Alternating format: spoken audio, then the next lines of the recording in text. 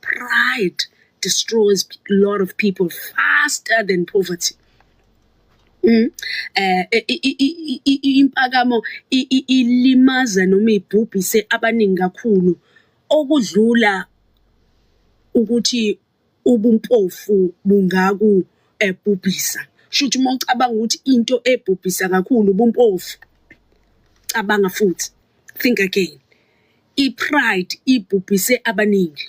Abanye baze bayitshela ukuthi hayi ubumpofu kanti hayi i-pride kuthe kufika usizo omunye waliphakamela usizo. Ngiya-understanda iy'khathi ey'ningi siye sasaba ukuthatha usizo kubantu ngoba sithi hey abantu babuye babukise ngawe, abantu babuye benze njani. Omunye nje kuba ukuthi uthi nje angeke kakhulukazi ikhona lento kobaba noma kobhuti kubantu besilisa angeke ngize ngivele ukuthi kuzoba sengathi ngisehluleki. Kusho ngisho uNkulunkulu esekulethela abantu ngempela bazokusiza abangahlangene nabangabaliwe kulabo abangakhuluma kanjalo ungasizakali. Ngani? Une-pride noma uphakamile ngesikhathi kumanele ngabe uyehla uthatha usizo. Lukhona usizo oludingayo.